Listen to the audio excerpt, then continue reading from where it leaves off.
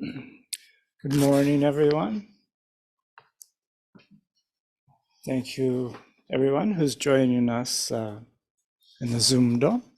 Today I have the pleasure of welcoming Reverend Onryu Kennedy, who's standing there. And Onryu was ordained in 2012 and received transmission from her teacher, Byakuren Judith Regier, in 2018. She is in the Katagiri Roshi's lineage. In 2019 and 20, she attended a 3-month practice periods at Toshoji International Zen Center in Japan. And in 2017, practice period at Tassajara in California. In the spring of 2020, she was the Shuso at Toshoji, and Ado Reinhardt and also is a lineage teacher of Onryu. Throughout her life, she's valued social justice work as an expression of her bodhisattva vow.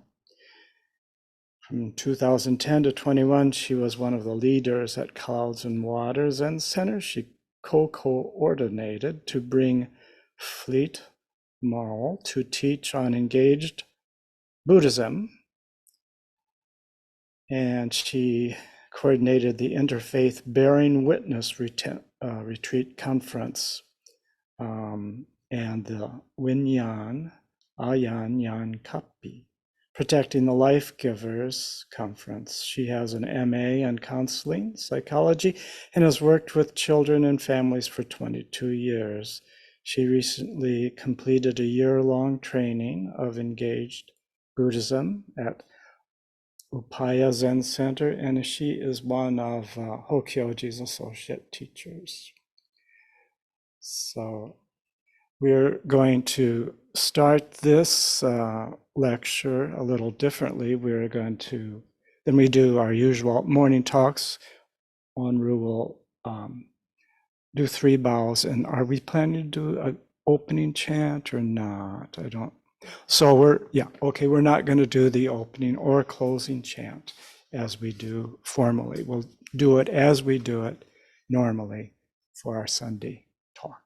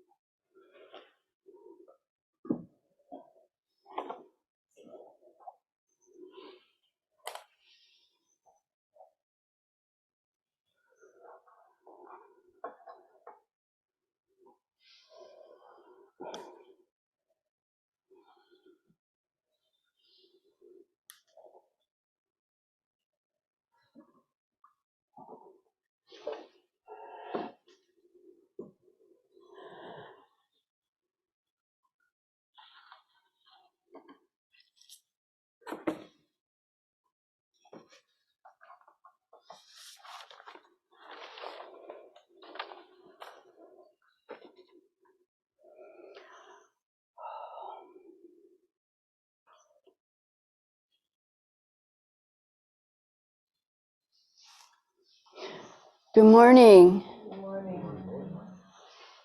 Oh, it's great to see everybody. And it's great to see the Cloud Sangha as well. I see you. I know who you are. It's good to see everybody. Good morning. I'd like to start out offering homage because it's a miracle. I don't mean to be dramatic, but it's a miracle. I'm sitting here in this seat, in this space, with all of you, including Dokai. I'll tell some stories later.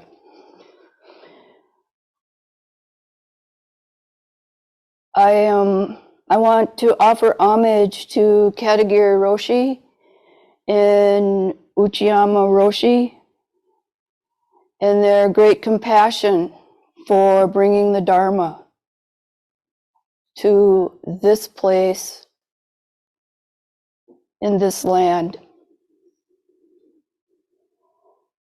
I want to offer homage to Buddhas and ancestors. Without the Buddhist teaching, I wouldn't be here with all of you in this way. It's quite beautiful. I want to offer homage particularly to Dokai, Carl Hartman, Susan Ekyo. If I mispronounced your name, I apologize. I'm working on it. Kyoku, Dozen, Bo, and all the practitioners in the past, in the present, and into the future who created this space and are creating it and co-creating it. So people like me can offer the Dharma in our particular way. I'll talk more about that later too. I want to offer homage to friends and family. What a blessing. What a blessing to have family. What a blessing to have friends.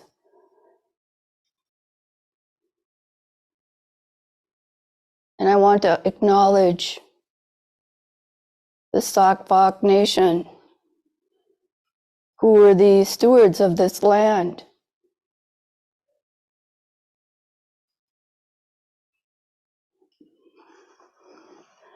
So we've been studying together, investigating together, the Diamond Sutra.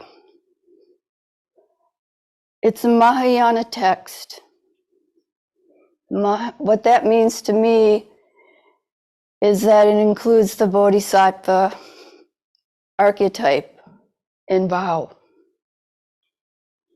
That doesn't mean it's better than other sects, than other expressions of Buddhism. It's just that the Mahayana tradition has a specific way of expressing themselves in relationship to the way. The origins of the Mahayana are somewhere, and you can look this up on Wikipedia too, is somewhere between 150 BCE and 100 CE. The Diamond Sutra is included in the Mahayana Prajnaparamita Sutra. The Mahaprajnaparamita Sutra, if you're familiar with Edward Kanze, he's done a lot of translations on the Prajnaparamita Sutras. And the Prajnaparamita Sutras include both the Heart Sutra and the Diamond Sutra. Maha, great. Prajna, wisdom. Paramita, going beyond perfection. Going beyond perfection. Perfection is a human condition in which many of us strive for and suffer from. What does it mean to go beyond? The Diamond Sutra was written approximately 350 CE, about 700 years after the death of the Buddha. It was translated by Kumarajiva from Sanskrit into Chinese. Kumarajiva is considered kind of a great translator and scholar of ancient text, including the Lotus Sutra. So he's translated many Mahayana texts from Sanskrit into Chinese. And as a result, this text has gone through many, many interpretations and translations until this particular moment in time, in which we are continuing to, I was going to say struggle, but maybe that is it, trying to understand what appears to be complicated and complex. And I ponder if that complexity and struggle that is experienced by reading the Diamond Sutra is because of our current conditions and how our minds are diffused in many, many directions. So it's very difficult for an active mind, a mind that has so much going on, to really understand the subtleties of what the Diamond Sutra is expressing.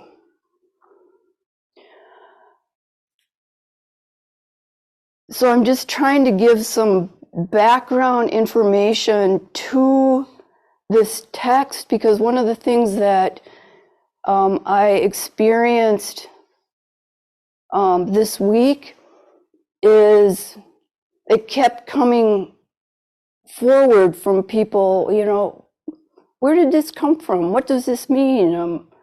All these wonderful questions of curiosity. So as I just really want to thank everybody. As a result of that, I felt that it was important to give some background. The Sanskrit word for diamond, sutra, is Vajra Chedika. The diamond. If you think of a diamond, from what I understand, is an indestructible gem. And if I'm incorrect, please let me know, because I am ignorant too, and I'm trying to de-ignorize myself. The diamond that cuts through ignorance. So this sutra is trying to cut through our usual ways of looking at life and our usual habit patterns. Reflecting on a diamond more deeply It has many sides, and it's precise in what it illuminates, depending on which side is present and what's being reflected within the diamond. This illumination creates the possibility of visibility to what was once invisible. The seeing once seen cannot be unseen. There are 7 billion humans and innumerable non-humans. There are many skillful means to cut through ignorance. In the Sandokai, we chant, "The spiritual source shines clear in the light. The branching streams flow on in the dark. The relative and the absolute are constantly flowing." And I will speak more directly to this darkness later. I want to say too, just to give people kind of a heads up, we've been we're in practice period. And I just want to speak briefly about that too, because I think that's an important part of this process. The practice period is really, as many of us have experienced in Japan or in California or in other monastic settings, Hokyoji, practice period is really stepping out of one's schedule, out of one's daily activities. I just want to raise that up, because to step out of one's routines and turn away from the world, one's world, perceived world that really doesn't exist, and turn towards one's inner world. As many of us know, it's trippy, and it can be a freak out. Yeah, funny, not funny. Yeah, really, yeah, I know. I'm so happy you understand. So I feel like it's no small matter, and it's no matter. So I just really want to uphold practice period and people all over the world who are participating in this in their way. And I do want to say too, I think it's changing. And quite honestly, it needs to change.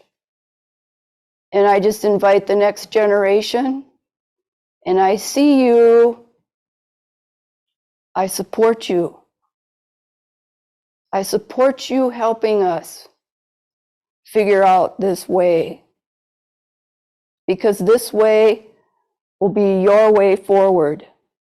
And then you will pass it on to the next generation. Because as I look around me, we're all getting older, some of us. So please consider continuing in this path, though it is arduous at times. It's also full of joy. So this week too, I want to acknowledge I have been stretched. I'm not gonna lie. It's true. No matter how old you are, you can teach an old Zen dog new tricks. Okay? So I just want to say that. So I'm working it. And please excuse if my energy is a little intense. I'm very appreciative of everybody's presence, and I love all of you. The teaching of the Diamond Sutra is subtle and hard to navigate. Questions naturally arise, like the one Subhuti asked the Buddha. How do we use this mind in service to ourselves and all beings? So we are included in this. We're not separate. We do not deny the existence of this suffering world in its particulars and general manifestations. Included is our suffering and joys, and the suffering and joys of others. And yet we do not abide in the transcendental realm of space. We live here. How do we deconstruct the self in a wholesome way? The Mahayana teachings express the inexpressible and the inconceivable teaching of shunyata. Shunyata being the Sanskrit word for emptiness. We are invited to investigate and experience emptiness. What is it? What is emptiness? I keep hearing that in my own voice and voices all around me. How is it connected to this practice on and off the cushion? On the cushion and in our lives. How is it employed in relationship to arising conditions?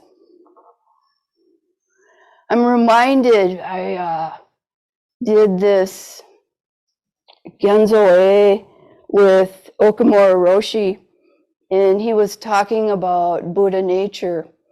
And he said, when Dogen Zenji was in China, he'd ask people, what is Buddha nature? And no one would really say what it was. And Okamura Roshi was like, people were like, they tell us who has it, but they don't tell us what it is. I'm like, yeah, that's it, right? That's it. You get the whiff, right? You get the whiff of somebody who has whatever it is. Well, what is it? So in the first chapter of the Diamond Sutra, I just want to read it.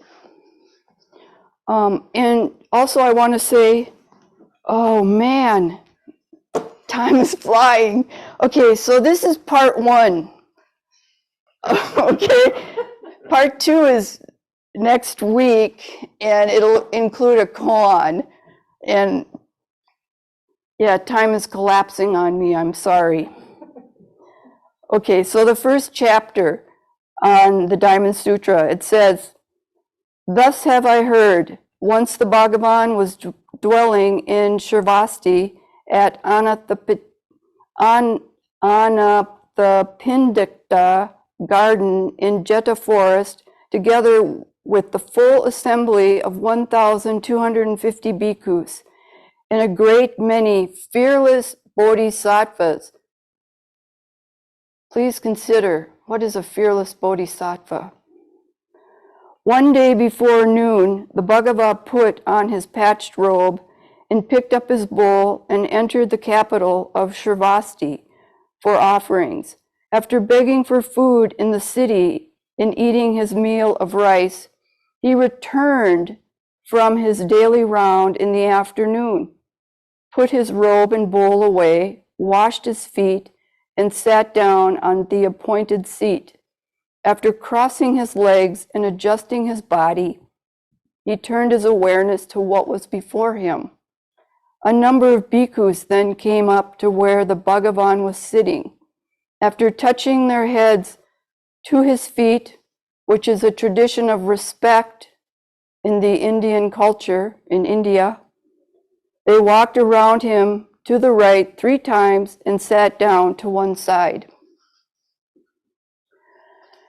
That chapter is the whole Diamond Sutra. If I can fully understand that chapter and what is in that chapter, I have the chance of understanding what the Buddha said about the Diamond Sutra.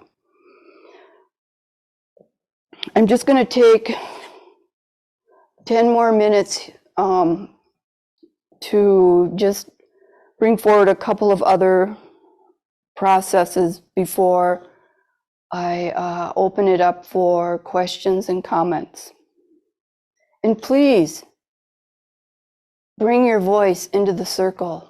It's very important for all beings, me included. So what is this emptiness? And what does it mean? Empty of what? I have some ideas. Empty of what? Here's one. Independent existence. Here's another one. Solitary importance. Oh, found another one. Egocentricity. Oops, got another one. Separate entities. What does that mean? Independent existence. Individualism. I can do this. I've done it before.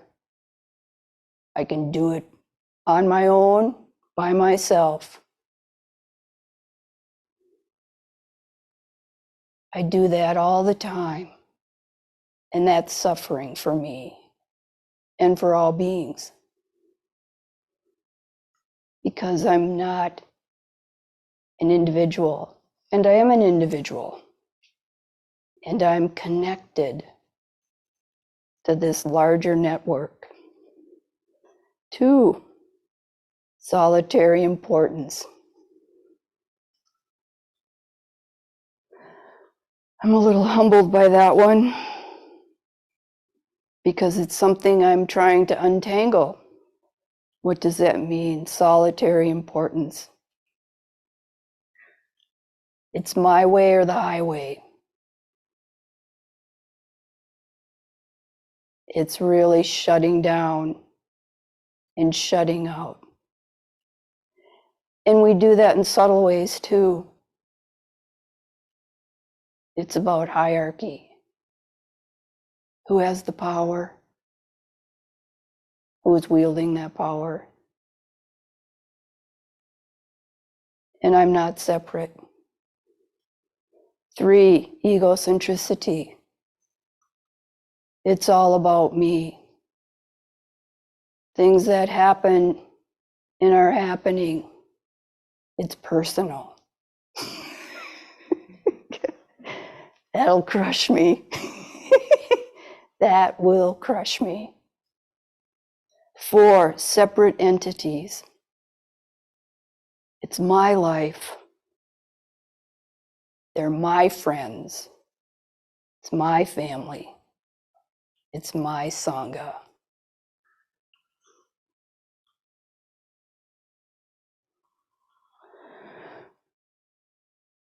So that's what it's not.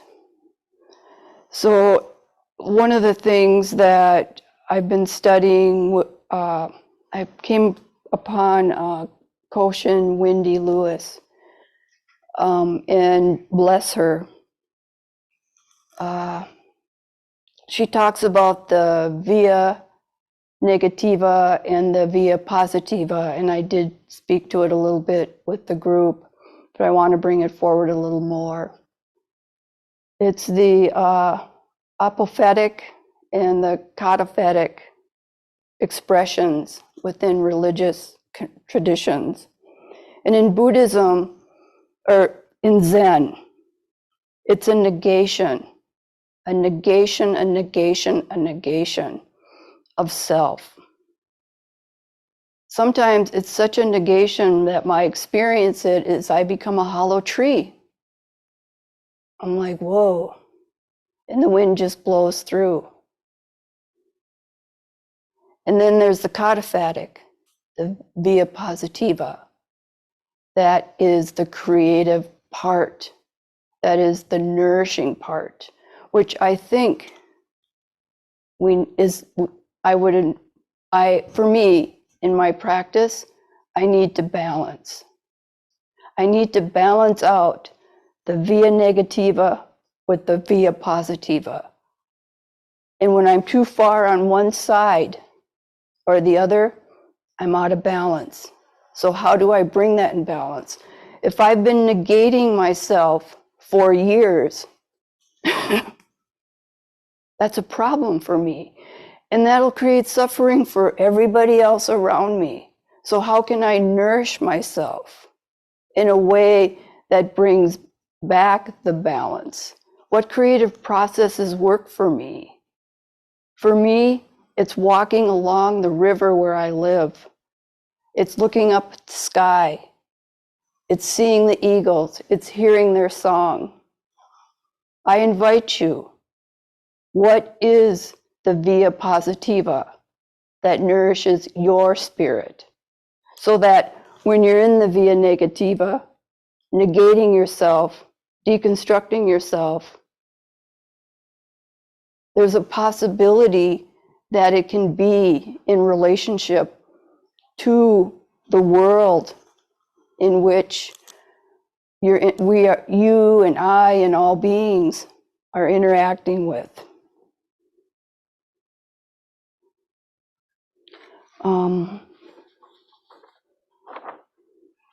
So much stuff. That's just how it is.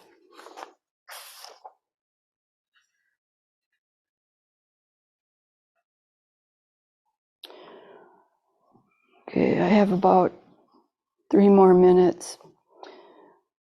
It's not that strict. Oh, okay. Depends how much you want to open up the discussion. I do. Absolutely necessary. Okay. I do want to open it up for discussion, but I'm kind of feeling like I need to fill in how the Diamond Sutra is related to the via negativa and the via positiva, because in the Diamond Sutra, it says, I want to offer you a direct experience of this.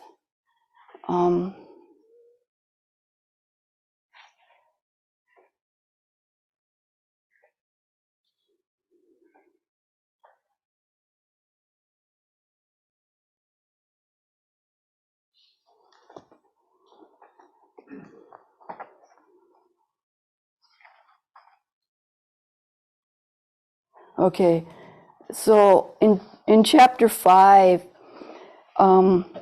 Subhuti asks the question, what do you think, the Buddha asks, what do you think, Subhuti, can the Tathagata be seen by means of the possession of attributes? Subhuti replied, no, indeed, Bhagavan, the Tathagata cannot be seen by means of the possession of attributes. And why not?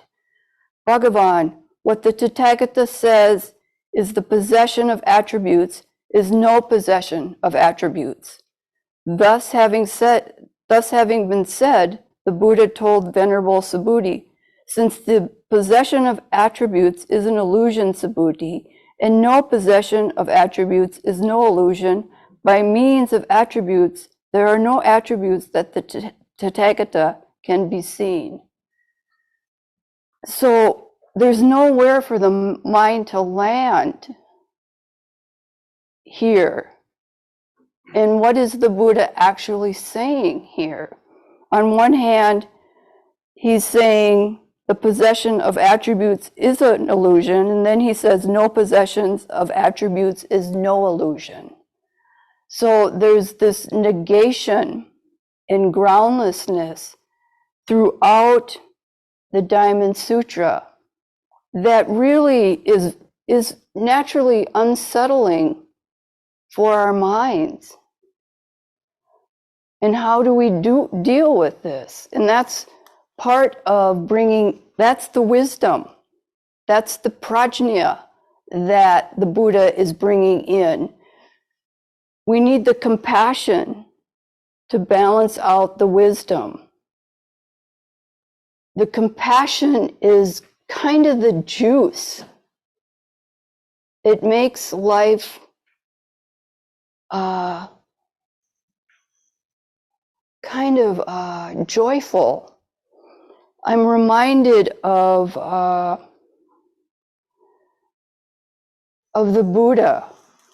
When the Buddha was almost at death's door, and the devas and the gods and goddesses came to him and said, you know, Buddha, we like you. We don't want you to die. If you don't eat, we're going to give you spiritual food.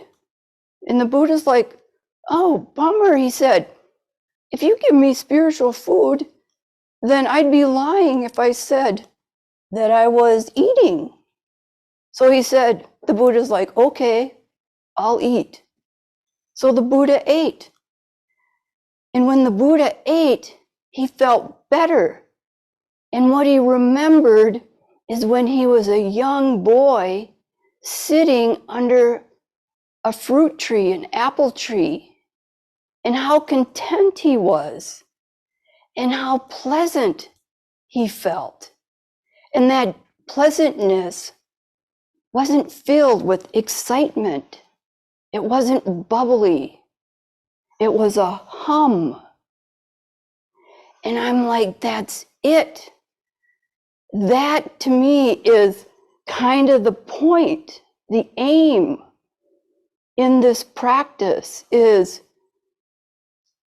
going to the edge. Oh, that's another thing, but that's another day. Going to the edge and finding that point where the negation exists with the positive, and there's that pleasant joy. And maybe, I'm sure each of us have experienced that, because that's why we're practicing.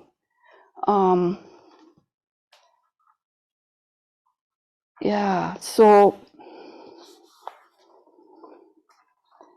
to wrap up, it's hard to wrap up because I know that there's part two. I'll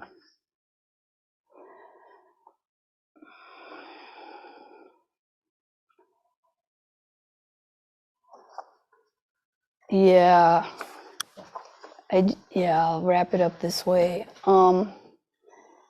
This joy that is kind of it's organic. If I can explain it, it's organic. It comes from the depths of one's being and comes out. This joy does not negate one's suffering and the suffering of all beings and others in this great earth, because this great earth too is suffering. This joy creates a tension and a container. And Okamura, in last year, when he did a intensive study on Zazen Shin. He said Buddha's transformation was complete. His 5 skandhas are empty and functioning on behalf of all beings. For our 5 skandhas, for us, our 5 skandhas are transformed in Zazen. And when we stand up and walk, we begin again to use our karmic consciousness. Our transformation is not complete, and that is why we are practicing. He went on to say, this knowing is not sense perception, and it is not an intellectual knowing. Fabricated action is a function of our brain. This knowing has no contact with karmic consciousness and is not karmic making. It is not limited to self-awareness. Within space and time, everything is moving, and there is no way to measure it within immovable. Even with immovable sitting, we are moving. Thoughts are coming and going. The heart is pumping. Hearing sounds and breathing are all happening. So I want to stop here and open the space for any questions or comments. And I welcome your voices, everybody's voice.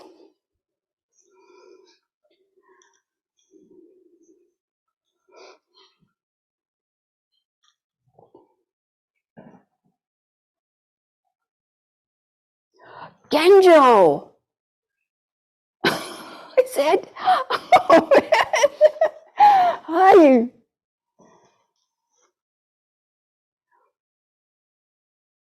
I can't hear you. So, what is Buddha mind then? Ah, yes. What is Buddha mind? Let's investigate that together. I'd love to. Thank you.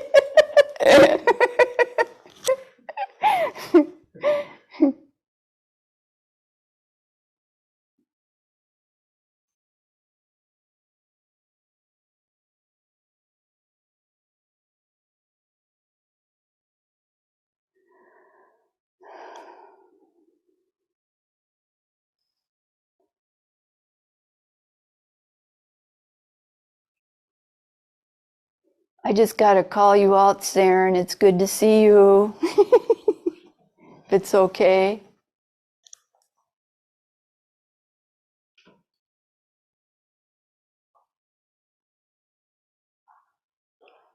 It's good to see you too, Mary.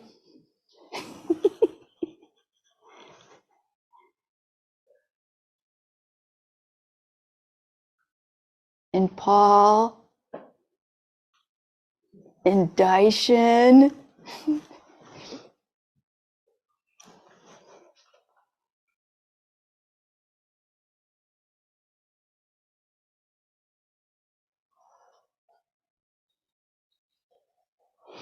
Onryu, Yes. thank you for inviting us all here, and thank you for your talk. Appreciate it. Thank you. Thank you for your presence.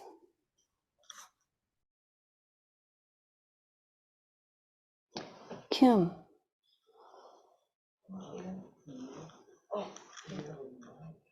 You want to use mine?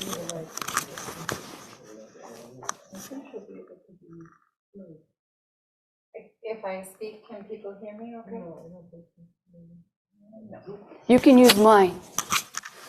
Okay. Okay. Okay, can people hear me? Oh, there's Adam. Okay, okay. Okay. All right.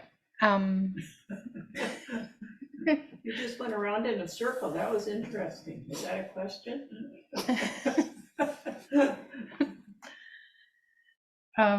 Well, first, thank you for your talk. Well, thank you for Yeah. your presence. It's really beautiful. And when you introduced the via negativa and the via positiva during our Chosan sessions, I had never heard those terms. I didn't grasp it. There's so much. There's just a lot moving in our conversations. But I think what I'm sitting with is the question you asked: as you deconstruct yourself, can you nourish yourself? And it's a really powerful question. It's just like it feels very alive to me. I think I experience things swinging one direction or the other. But to experience them together is like it's like I sit zazen, I have this experience, and then I take care of myself, and then I, whatever it is. It's not that black and white, but it I think part of what it brought forward for me is like Hokyoji is like deeply nourishing, like deeply nourishing. Like Kozan folded little pieces of paper into envelopes to hold a cookie. I know. It's remarkable. Taking care. That's right. Yeah. Like there is just so much care. So it's making, I think maybe as I've thought about these things separately, they're just not. And that's the experience of this practice period. So. Oh man, that's awesome. Seriously, because I've heard from a lot of people who I respect, and I'm going to say this out loud, that they've felt that Zen has not nourished them, and they have felt harmed by the practice. And I feel like because we haven't been nourishing. We haven't been nourishing ourselves and nourishing each other to our capacity. I'm not saying that that's happening right here, right now. I'm just saying I'm hearing that and I'm taking that seriously, and I don't want to do that. I mean, I want to be a gentle dragon, right? I don't want to fire people up or burn them out. I want to be nourished, and I want to nourish. So it's like, if people need to take a break, take a break. If you need to write what's going on, write it. Use that creative spirit, because that's part of us too, as we're deconstructing ourselves. I hope it's okay to say, but please nourish yourselves so you can show up and nourish all beings in this great earth.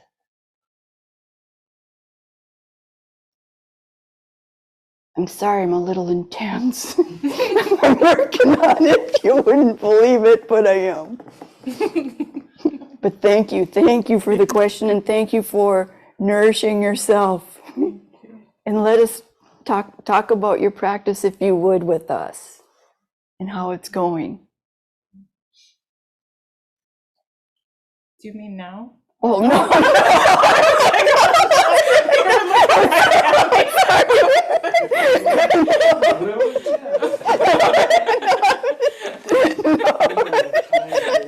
Yeah, we do not have time for that.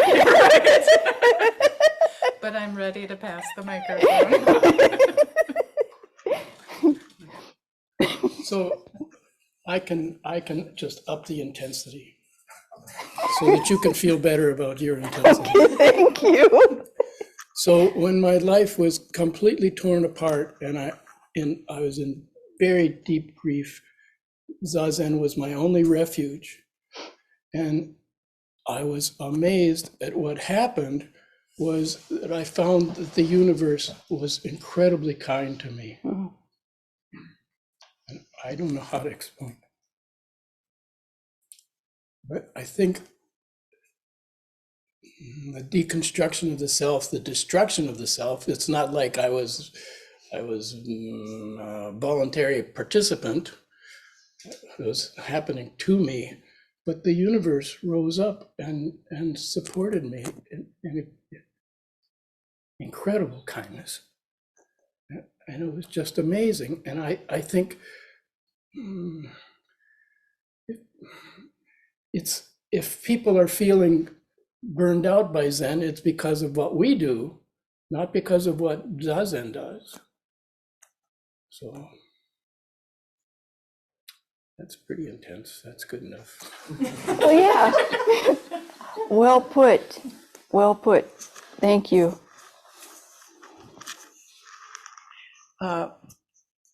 One of your qualities is also dragon. And I have to say that it gets my attention. I appreciate it's so uncomfortable, really. They can't hear me? I got a signal from someone that couldn't see. Okay. Is this better? Okay. I think what you, my name means sitting in emptiness, which can be dangerous too. So that aliveness is a wake-up call. It's like the Kiyosaka stick, or the whatever we call the bell at the end of the night. The Han? No, Shoten, yeah. Oh, Or the yeah. evening message, right? So from my perspective, especially when there's a lot going on, especially when you don't feel like really you have the energy to deal with it all, when it feels like too much, or it's empty in a no content way, or no connection way. I appreciate that you bring that like in your face. It's like, pay attention here. This is vital. Mm. This is just vital. And you can say that in a word of not like, this is more vital than that vital. This matter of life is vital.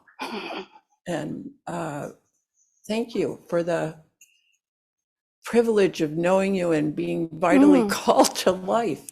Oh, well, thank you. I'm humbled. Bodhisattva, fearless Bodhisattva.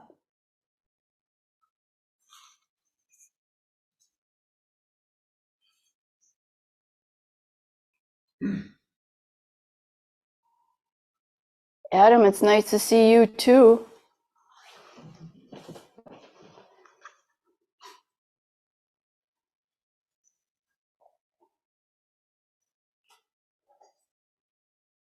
We have about 5 more minutes. If anybody wants to bring their voice forward into the circle.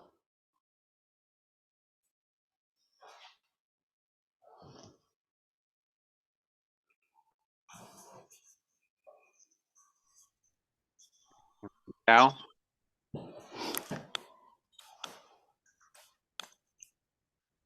You can hear me, Onryu? I'm sorry. Yes, yes. Okay. No, I can.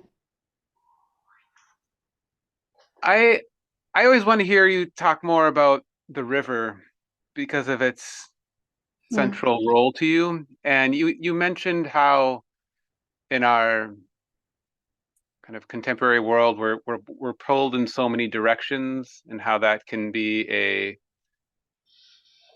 an impediment to, as in this context, you're talking about being able to study texts like this.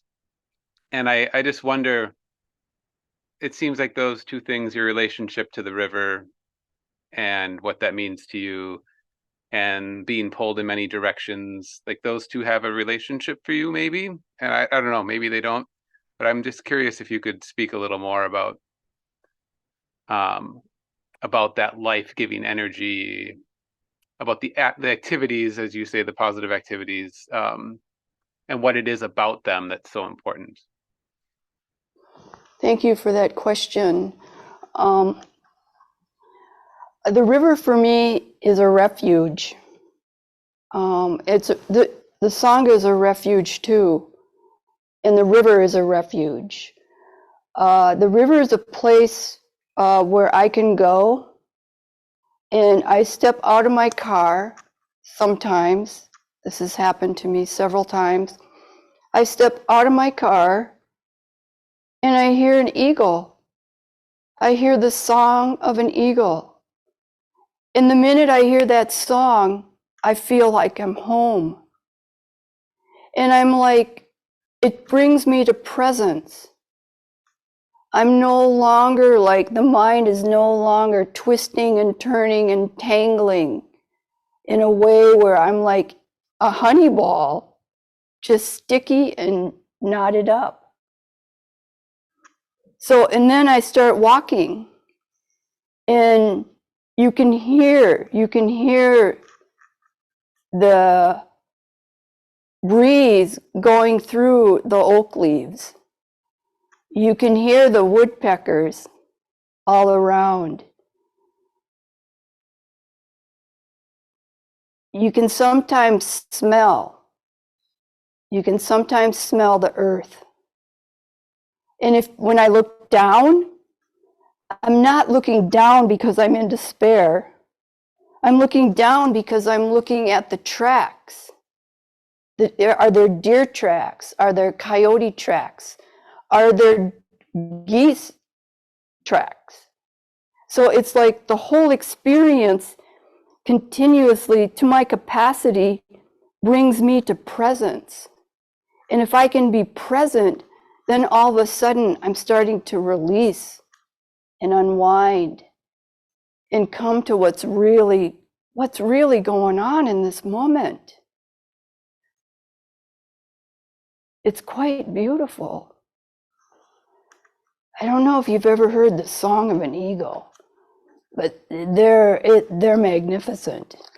And when they call each other from across the river back and forth because they're mates, I'm like, you can't make this shit up. It's so beautiful. So thank you. That's my via positiva. Thank you.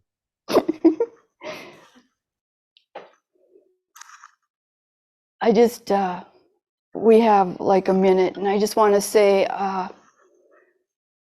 thank you all for showing up here in the practice period, on Zoom, really.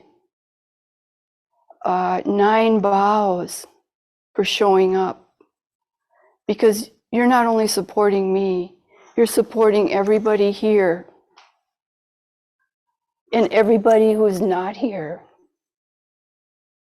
And I feel like this is important to me. And I know it's not all about me.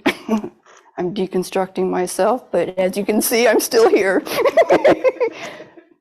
So thank you. Thank you all for being here. And there is part 2.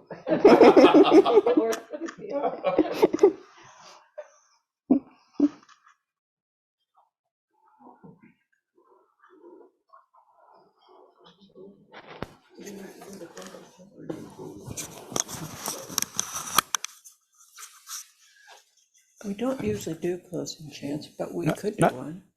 Let's keep it the way it Okay. is. Okay, thank you all for coming. I want to especially invite some of you who might not regularly contribute to Hokyoji to do that today. And we'll try to mark, I'm probably going way out of my bounds here, but we'll try to keep track of the donations that come in today, and we'll include them I'm looking at wrong place. We'll try to include them with an honorarium to Onryu for her time teaching here these 2 weeks. And so tune in again next week for part 2, as she says. And also the week after that, we have a special guest teacher whose name is Brad Warner. And he will certainly have a different voice also than mine. So, so we can be assured of that. And then, so that's it. Now we do close with the 4 vows. I'll lead that. Beings are numberless. I vow to free them. Delusions are inexhaustible. I vow to end them. Dharma gates are boundless. I vow to enter them. The Buddha way is unsurpassable. I vow to realize it. Okay. Well, we won't finish with, we'll just finish now. Okay. So, okay.